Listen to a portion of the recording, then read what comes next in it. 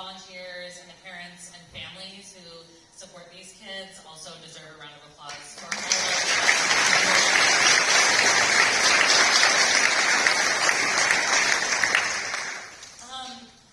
It's 17 months into my first term in Congress, and it sometimes feels like it's gone like that, and sometimes it feels like 17 years. We've been through a lot over this 119th Congress, and I used to say during my 6 years in the legislature that public service was a joy most days. That's not how I characterize my work anymore, but it does feel like the right work to be doing. We have big fights in front of us every day to advocate for the needs of our neighbors and our community, to mitigate damage, to protect individuals, to ensure that we don't get dragged backwards, but hold the line and in the future continue moving forward for our community.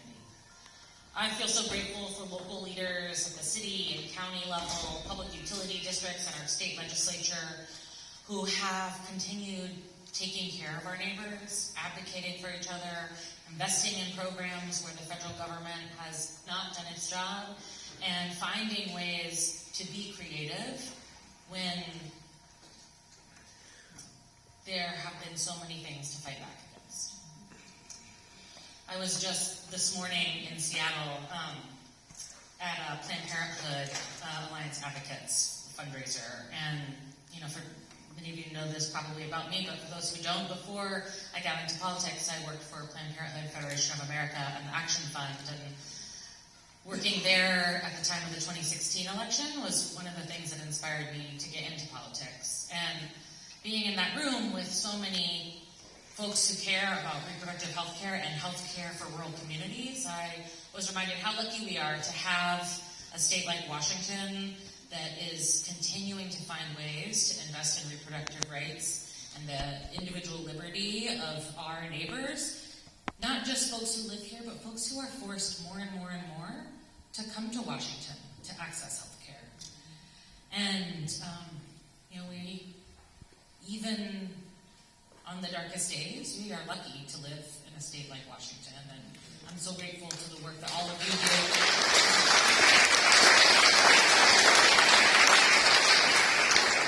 All of you are part of what makes our state so special. So thank you so much for being engaged, staying engaged, coming to town halls, holding your elected officials accountable even after you vote for them, calling us to remind us about the issues that you care about, and ensuring that we move towards a future in which everyone is healthier, safer, has access to the tools that they need to build strong futures. And that the young people who are on this stage today have a bright future ahead of them.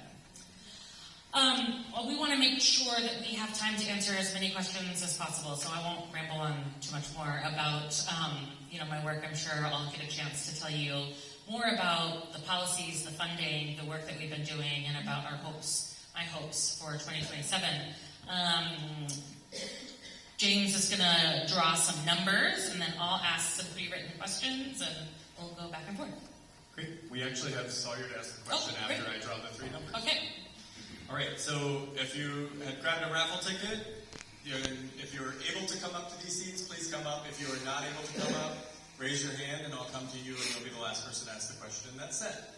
All right, so 927 should be the first number for everybody's ticket, and then 346, 349, and 378. Again, 346, 349, and 378. If you just come up, there's 3 seats that stay reserved. If you sit here, and if you can't come up, just raise your hand and I'll come to you at the end. And here's Sawyer's question for you, Congressman. Hi, Congresswoman Randall. Thank you again for being here. Thank you for allowing me to be a part of this. You talked a lot about how young people are important, how you really want to work more with young people and have everyone be able to hear their voices. 2 days ago, I got the opportunity to meet with some of the Supreme Court justices of Washington State, and they told me that it is young people who need to help out. We've done so much work for young people, and I know that myself and so many others want to give back to you, give back to our communities. There's a whole band here going to Washington, D.C. to represent our state.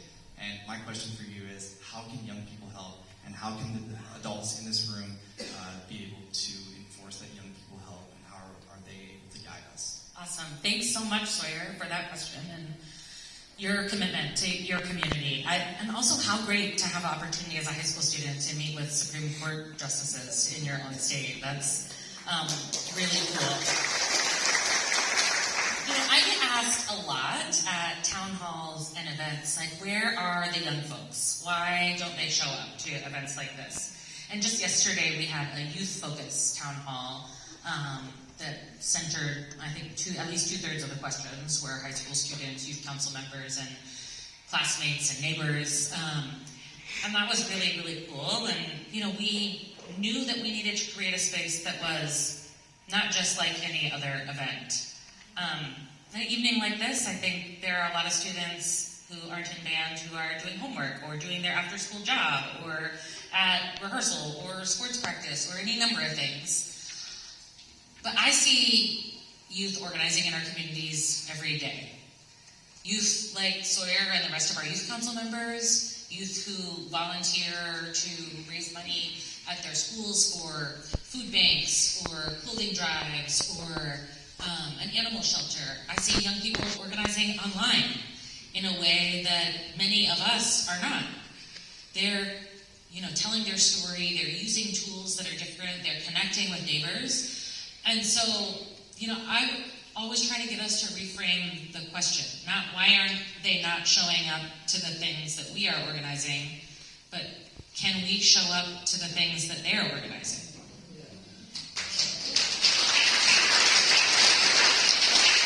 And in our district, like from Shelton to Ocean Shores, we've had young people organizing walkouts. We've had young folks writing letters to our office. We hear from teachers all the time about the ideas that their students have, and we try to get to as many classrooms from elementary school to college age that we can to engage with not just tomorrow's leaders, but young people who are leading today in their own communities. It's going to look different, right? Generationally, the way that folks get engaged looks a little different as technology changes and the world changes. But in the times that I've been honored to win elections here from the 26th district to the 6th, we've seen incredible young voter turnout in the districts that I have run in as compared with other districts in the state. And what that tells me is that when you focus on connecting with people, when you give them an opportunity to be engaged, when you make sure that they feel like their voices are important, then they will show up. And so it's our job to show up and ask them how we can help, not show up and tell them how to do the thing that they're doing.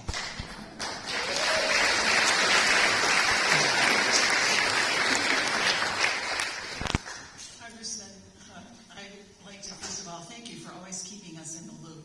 It's been great. I wanted to ask you, and there's so many issues, but I'm going to choose to focus on something local. And I wanted to ask you, I've heard about your sponsoring legislation to transfer Protection Island to the S'Klallam tribe from the U.S. Department of Fish and Wildlife.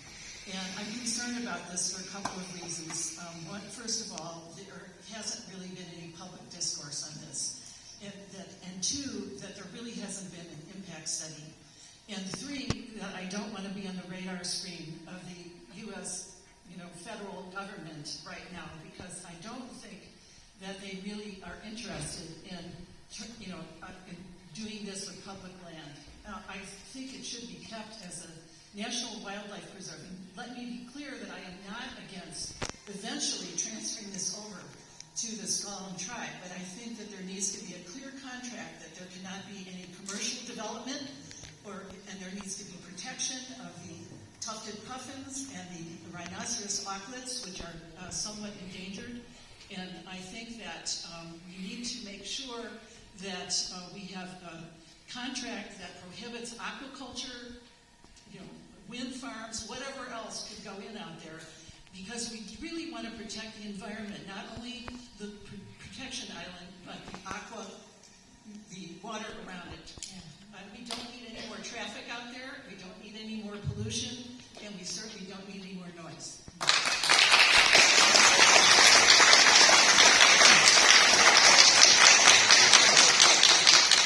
Thank you so much for your question and for your passion for environmental protection.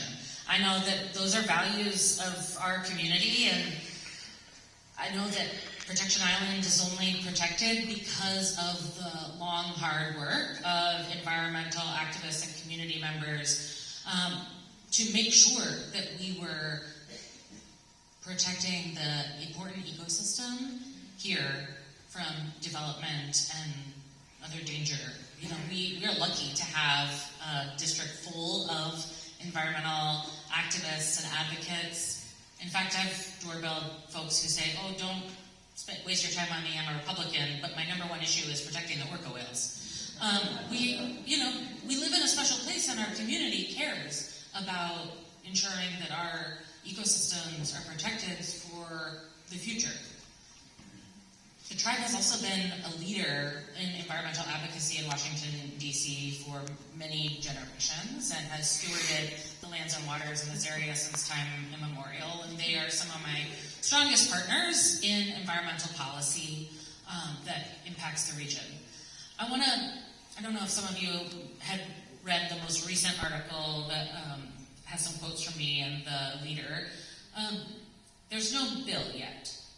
There's no bill that has been introduced in Congress, so there's no public comment that has been skipped. It is pretty common for a bill idea to come up and be introduced, and I don't bring it to every city council before I introduce a policy. I'd never introduce a policy if that was the practice, and members of Congress wouldn't either. Most bills take many years from the time that they're introduced to the time that they pass. I have worked on a few other trust land transfer bills for the Lower Elwha and the Quinault Indian Nation that were originally Congressman Kilmer's many years ago, that were introduced, and we have picked them up, and they've passed off the House floor for the first time since they were introduced. But it's because it's taken many years of advocacy, of listening, of iterating, of figuring out what amendments, if any, needed to be made, tweaking language, whipping votes. That's the legislative process. And for Democrats, frankly, it's slower this Congress than it's been in a long time.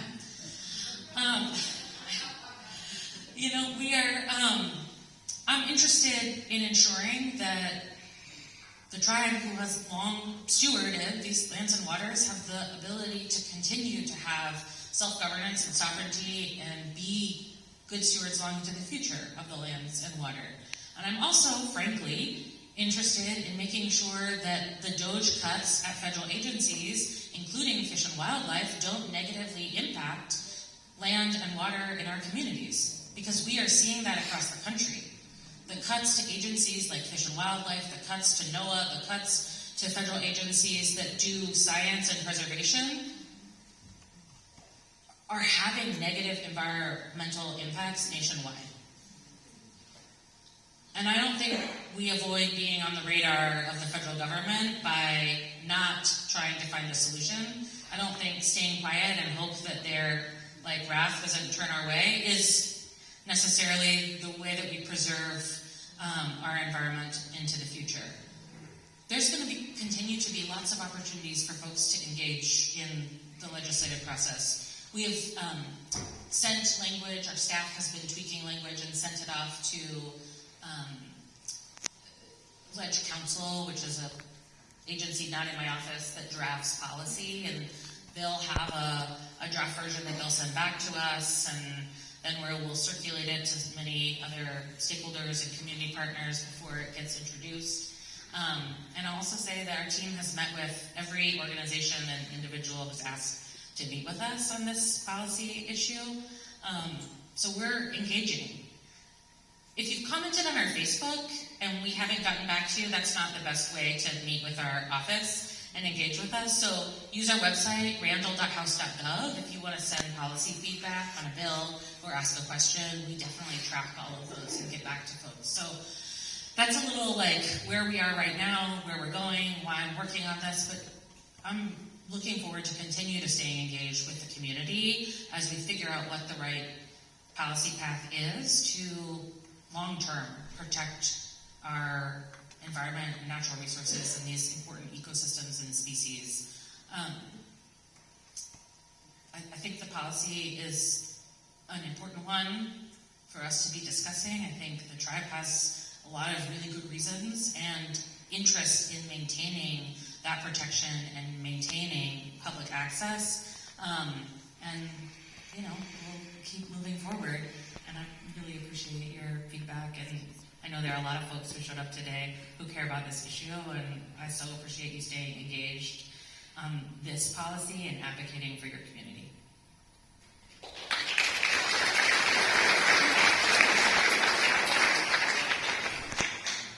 Hello, my name is Lorna Smith, and I gave 10 years of my life to working on the Protection Island campaign, along with my mentor and much beloved leader in the environmental movement, Eleanor Stobbs.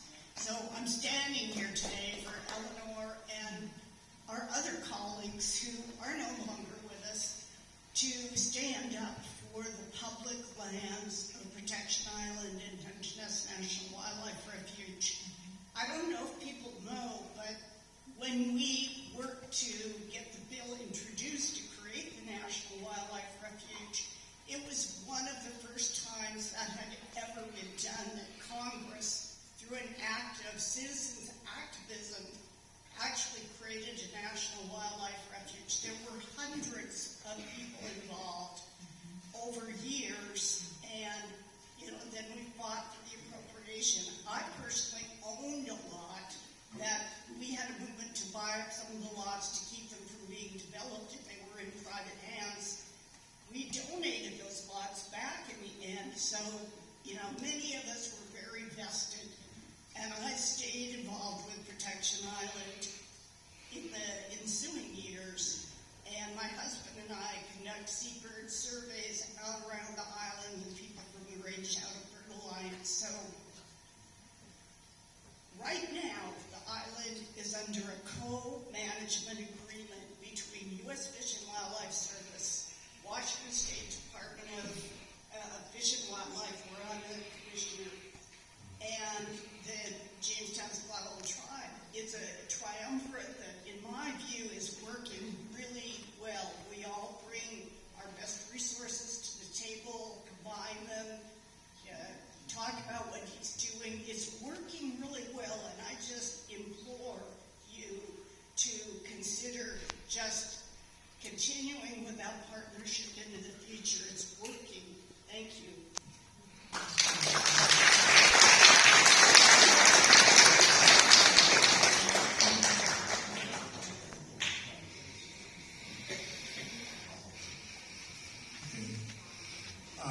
I'm Paul Hansen from SQUIM, and first of all, I want to thank you, Representative Randall, for all the work you do and the fire that you've shown.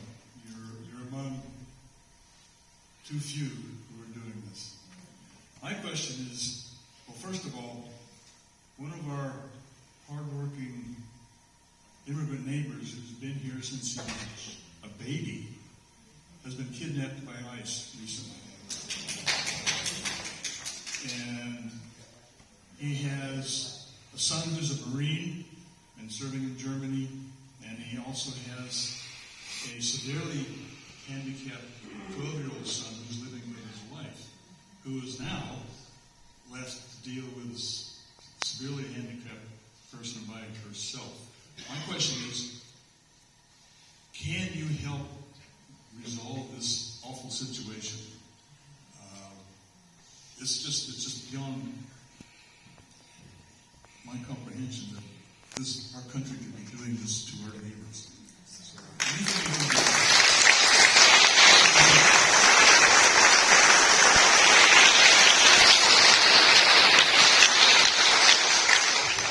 Thank you for caring so much about your neighbors in your community, and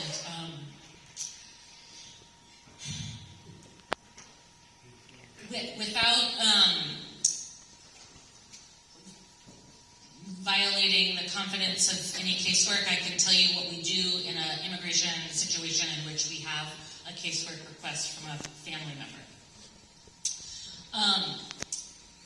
When something like this happens, it has happened in our district before, we often get feedback or outreach from community members, and in order to get ICE to talk to our staff about an individual, someone in their family has to get a casework release form signed by the individual to our office so that we can communicate about their case. And we have done that a lot. And we don't always get the result we want, but our team goes to work immediately to advocate for our neighbors who are being disappeared and targeted because of the color of their skin and the language they speak and who they are. Sometimes the people who have been detained in the Northwest Detention Center are green card holders. Folks who are here legally, folks who are in an immigration court proceeding, who are in the process, who are showing up to ICE to update their status. Folks are trying to do the right thing. I met with a group of individuals in Florida with my oversight Democrat colleagues who had all had Florida work permits and were driving for Uber and Lyft and were targeted at a festival, and all of the brown people were stopped by agents and then sent to not a ICE detention facility in Florida. Every sheriff is required to cooperate with ICE and detain people by state law. And we're seeing this across the country. We are working really hard every time we can, and with as many families and lawyers as possible, to advocate for the human rights of our neighbors.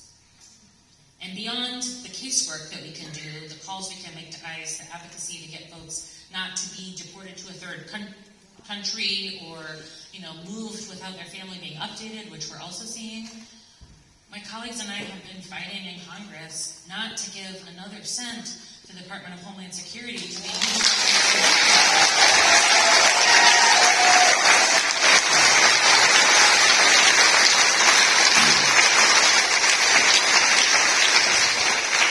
I know that a partial government shutdown impacts people's lives. It impacts the workers who are federal employees. But not fighting these budgets impacts the individuals in our communities who are terrified every day to leave their house, who are worried that they will be targeted, who aren't going to food banks anymore to pick up food because they are afraid that they will get rounded up, students who are sometimes not going to school anymore, folks who are not showing up to their jobs because even if they have work permits, even if they have papers, say they're a wildland firefighter fighting a wildfire like happened in Bear Gulch, they are being targeted.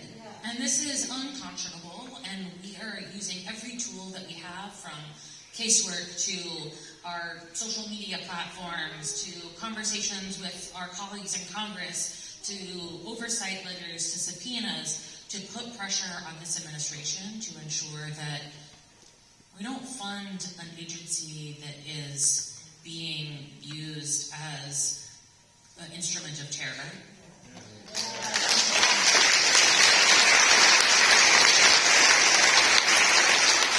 And we work on revisiting our immigration system in a way that is actually centered on safety, because what happens when folks are afraid that the police are going to come and lock them up is that they don't call the police when there are real crimes happening that need to be addressed in their community, and it is making us more or less safe to have immigration enforcement the way that we are seeing. We need an immigration system that gives people a path to work, a pathway to citizenship, and that protects our economy and our community.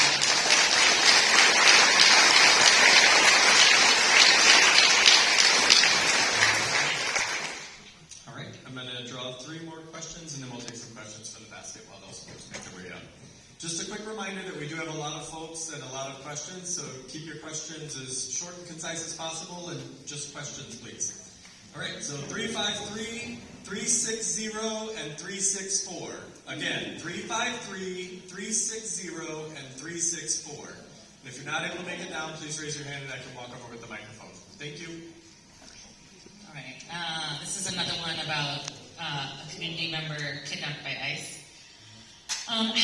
restore the full protection of the Voting Rights Act of 1964-65.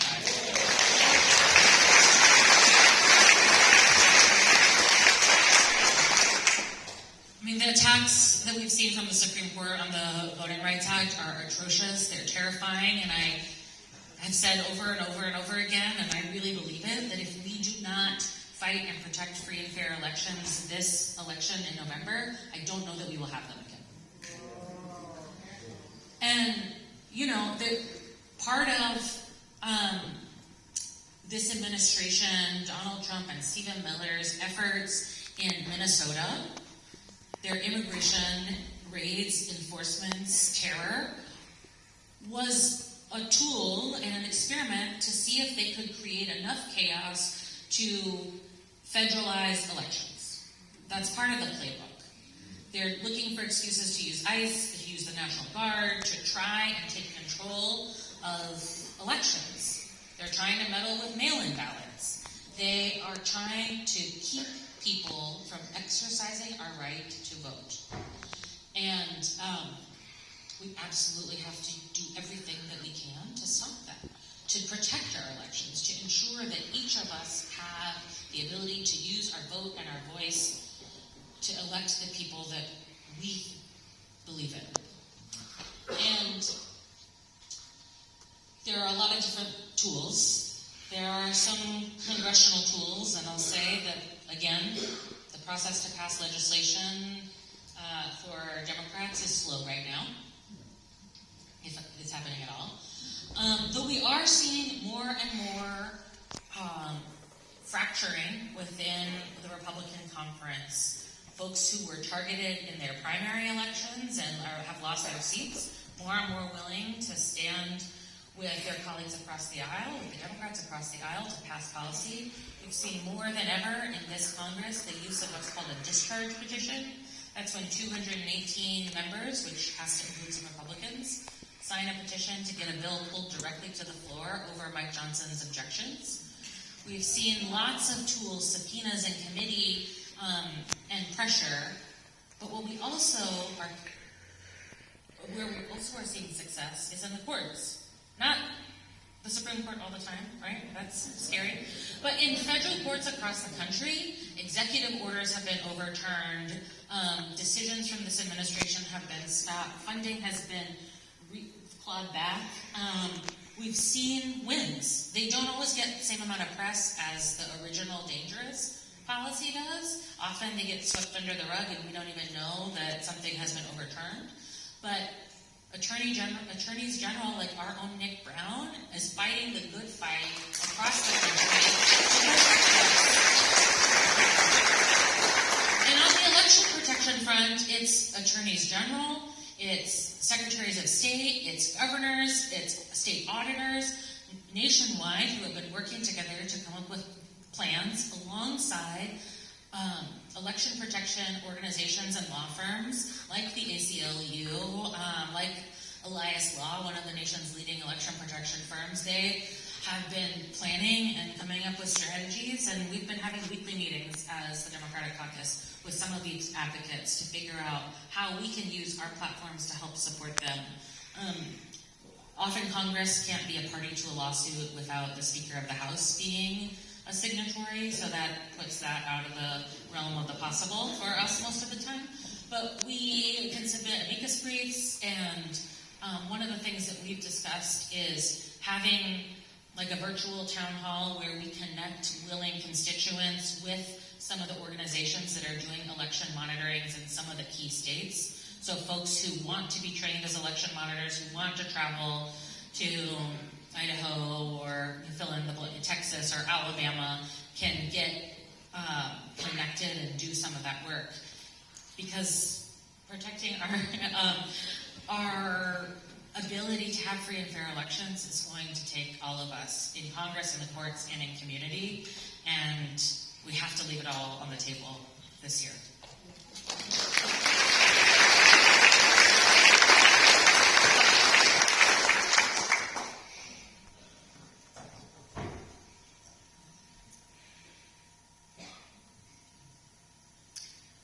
Congresswoman Randall, first, thank you for being here. And also thank you for helping protect our forest. It's very appreciated. Many Washington residents are concerned about a growing movement at both the state and federal levels to expand authority for the lethal removal of seals, sea lions, and seabirds. These proposals are often justified as salmon recovery measurements. Yet many scientists point to the habitat loss, degraded estuaries, blocked fish passages, water quality problems, and fishing pressures as the primary drivers of salmon decline. There is concern that decision involving wildlife management are increasingly being driven by politics, public pressure, and the assumption that rather than transparent scientific review. Before supporting any legislature that expands wildlife culling authority, will you commit to holding or supporting a public scientific forum that includes independent marine biologists, seabird experts, tribal scientists, fishery scientists, conservation organizations, and other qualified experts so the public can hear the scientific evidence directly before policy decisions are made? Thank you so much. We had a hearing recently in the House Natural Resources Committee subcommittee on water, wildlife, and fisheries about pinnipeds, about seals and sea lions. And so we can connect you with our staff to make sure that you have the link to that hearing so that you can hear some of the testimony. It's not exhaustive, it's not everything you've asked for, but I do think it's helpful to hear the testimony and the questions and answers from committee members and some fisheries scientists and the National Indian Fisheries Commission folks about the problem and some proposed ideas. There's not one solution that there was any sort of cohesion around in that committee hearing, but it was, I think, an important conversation about some of the problems that we're facing, some of the work that we are already doing for salmon habitat recovery and for fisheries and salmon, but also the continued challenge, the pictures of a sea lion on the road in Cosmopolis. We're seeing species show up in places where they haven't showed up before or in numbers that we haven't seen, and absolutely, habitat is a problem. Ocean temperature, a problem, development, a problem, and we have to figure out how we are using the right policy levers to fix the problem. So I'm absolutely committed to continuing to ensure that we don't just have this administration's scientists telling us what they think the right thing to do. We don't just have sports fishermen giving their perspective, but that we have a broad range of perspective from commercial fishermen to tribal fishermen to scientists and preservationists to environmental experts who can help us find a path. Yeah.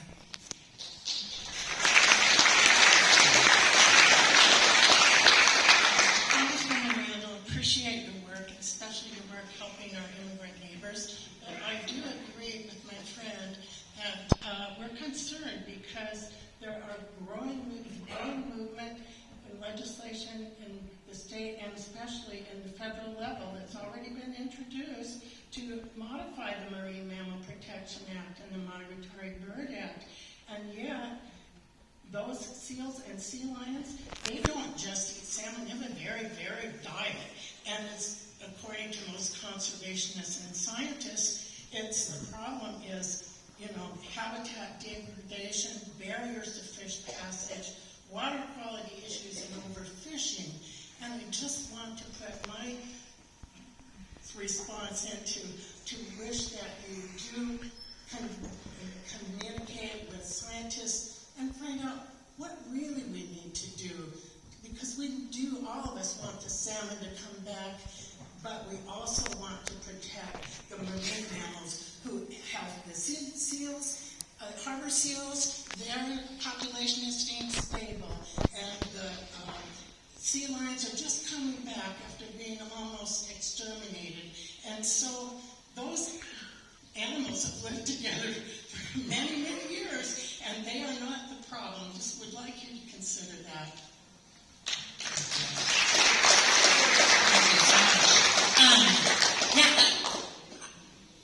I absolutely think that we have to listen to experts and scientists and make sure that our policy is informed by real data.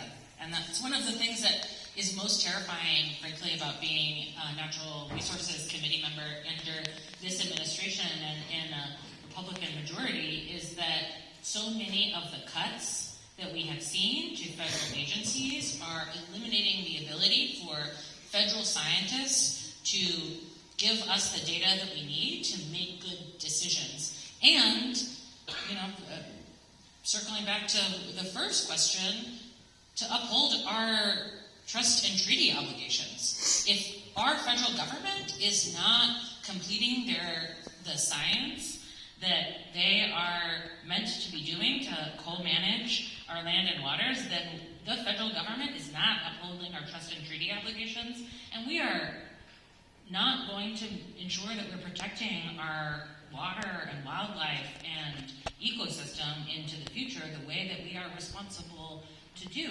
We've seen so many policies and efforts to amend the Endangered Species Act in this administration, from sea life to Mexican gray wolves and everywhere in between, and it is kind of like playing whack-a-mole. In the committee, the Democrats in the committee will push back and offer amendments and ask questions. We grilled the Secretary of the Interior the other day in committee, and it is really hard to make sure that we have shared understanding of facts and data, but we will continue the fight, I promise that.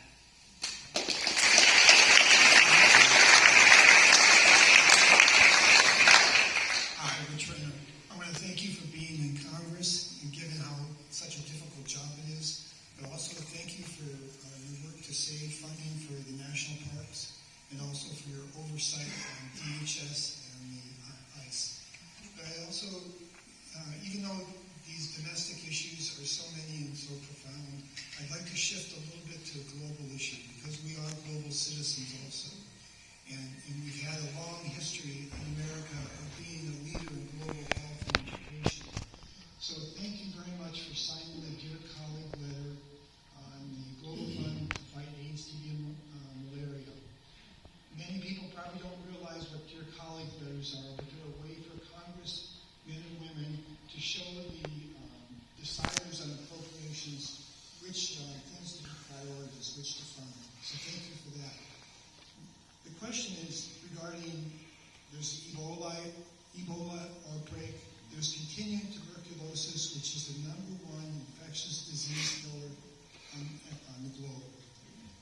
We've seen what COVID can do. These infections do not respect national borders. So would you please share your thoughts about America having greater investments in global health and education, especially given the closure of USAID? Thank you so much.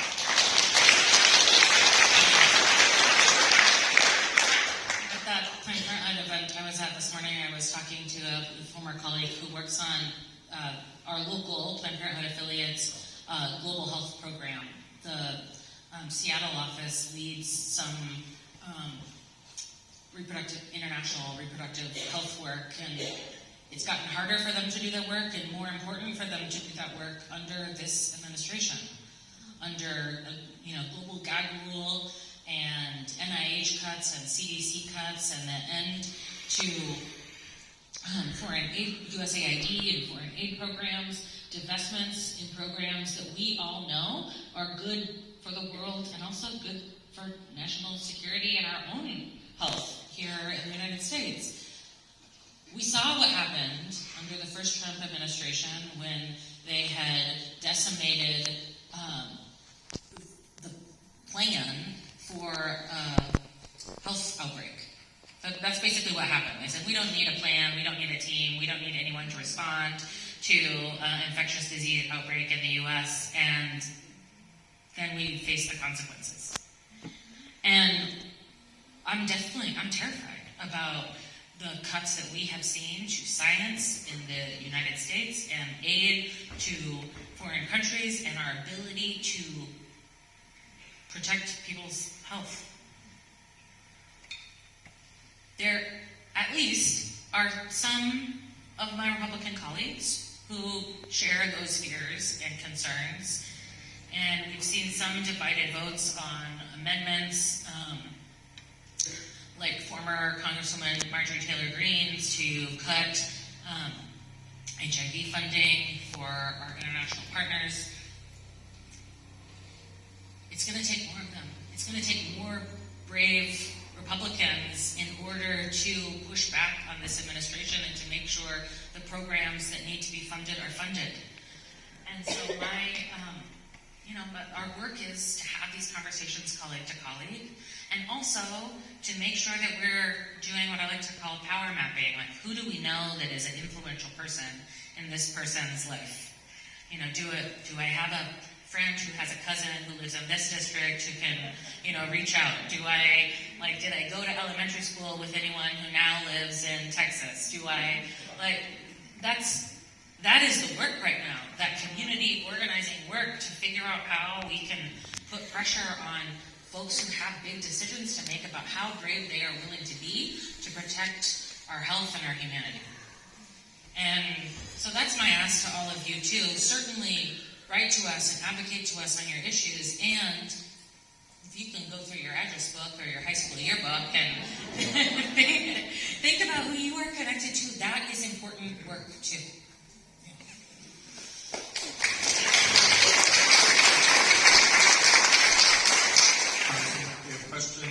Two more questions live, and then we'll do some questions after I draw these numbers. So the next two numbers, 363 and 358. 363, 358. I'm very concerned about attempts of the government to silence protests and any opposition using AI.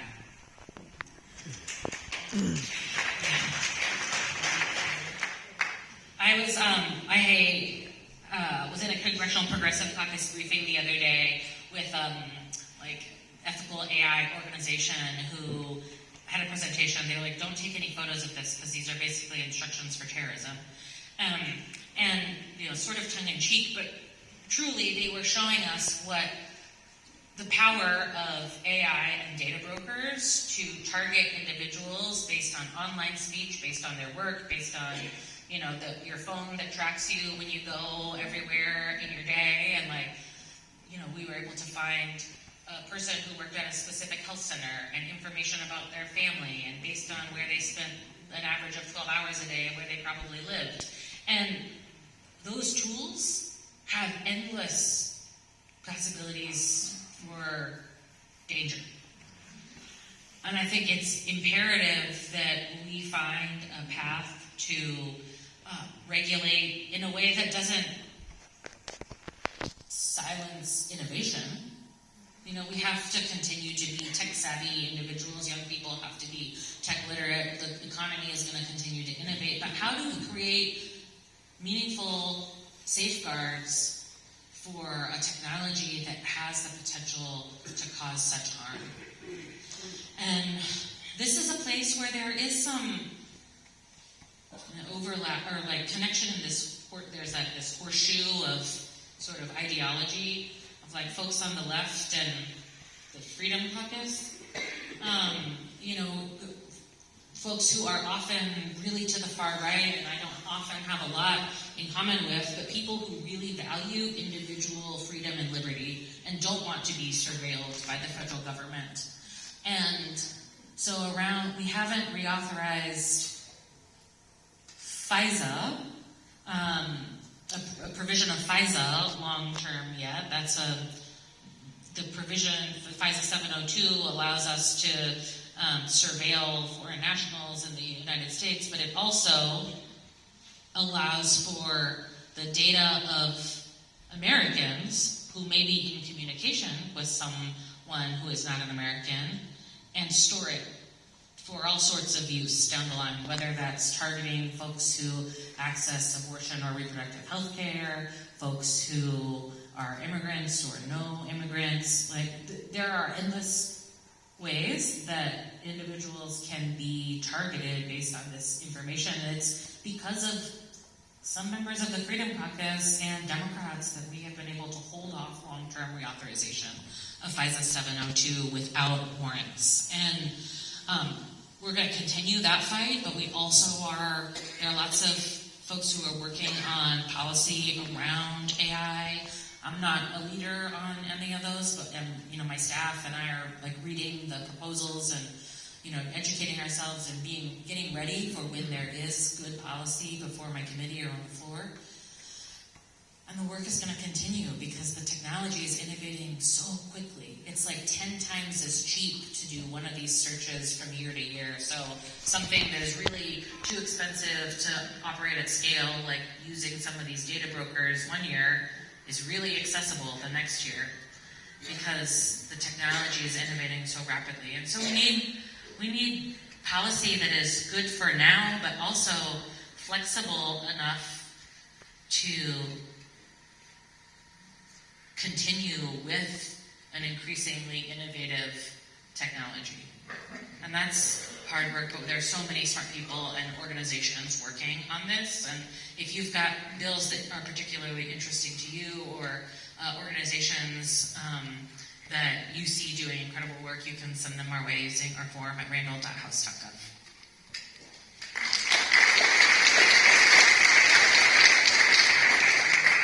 Thank you for all your work with the people between the ages of 18 and 25. My question is more a different one.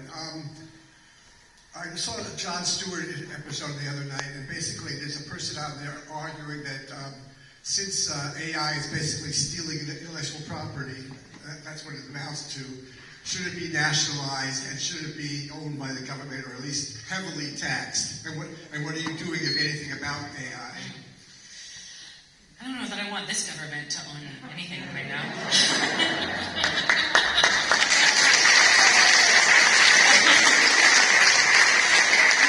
It's sort of facetious. Like, I believe in government agencies and institutions and the importance of public good. And, like, under the Trump administration, I don't want to give them any more power. But I do think we have to build a policy agenda that is 2 years, 4 years, 6 years down the line that gives us a path towards what we do think is a better system. And how do we, if we were going to do that, what safeguards can we put in place that are sort of whoever is the next Trump-proof, right? How do we ensure that if we do decide, and I don't know that this is the right path, but if we do decide that, say AI is a public good and that technology should be owned by and regulated by the government, what protections can we put in place so if there is a president that might want to use it to target people, how are there those safeguards? I think that's something we have to think about.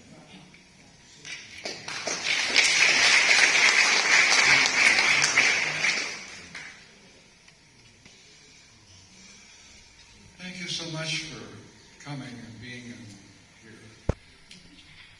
In my humble opinion, one of the biggest threats we face as a species is an out-of-control military-industrial complex.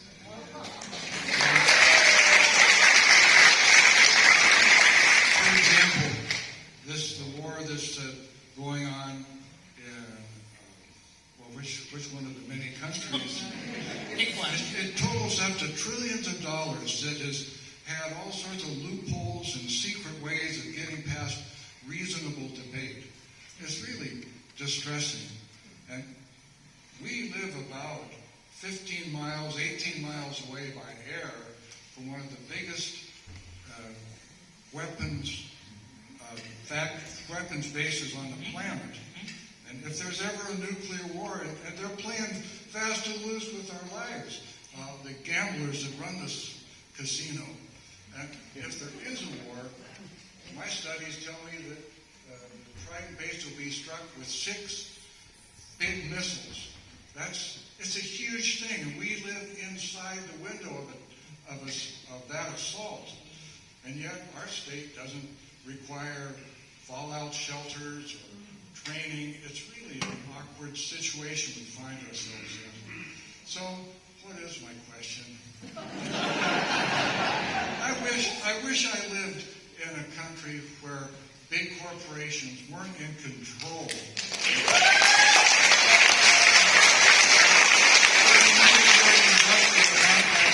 Could just have its way, one war after another. I think that the Iranian people have a right to defend themselves. The Palestinian people have a right to defend themselves.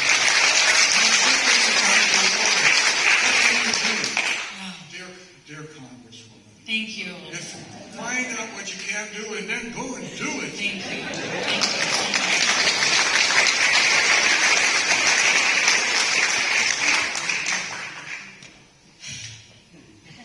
So, where to start on this one? But something that I think about a lot is the tension I feel as a human person representing a district in which 27,000 people are employed by the Department of for the federal government, and most of them by the Department of Defense. I'm still going to call it that because that's what Congress calls it.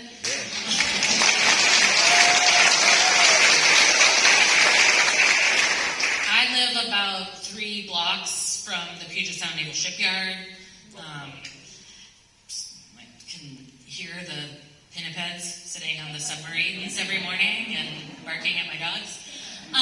And, you know, it's so much a fabric of our community. And when we are spending trillions of dollars on weapons and war, but don't have money for health care and education,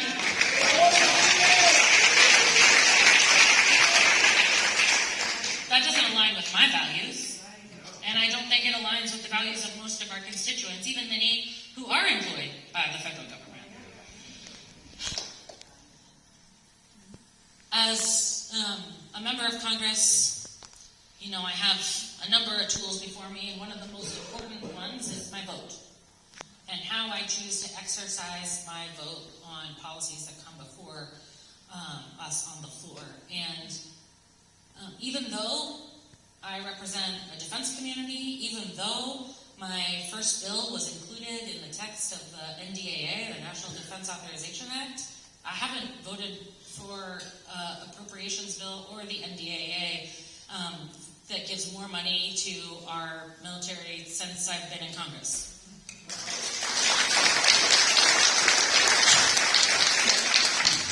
I absolutely think we have to protect our service members. I think we have to ensure that folks who work for the federal government have the appropriate benefits and are able to live their lives. I absolutely believe that we have to make sure that we have an economy that is centered on the working people in our communities, and for us, that's a lot of DoD employees who work at Keyport and Bangor and the shipyard and on Indian Island, Manchester Fuel Depot, the Coast Guard.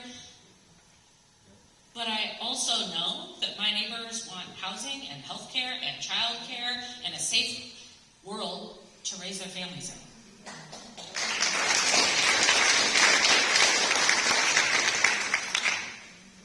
And so while many of my community members might be a little frustrated that I haven't voted for the NDAA or a defense authorization bill or defense appropriations bill since I've been in Congress, I think it's the right thing to do.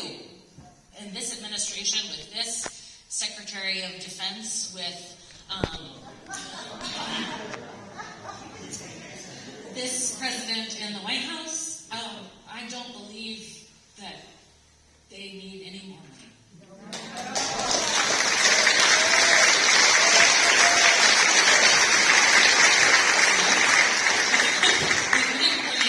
Okay.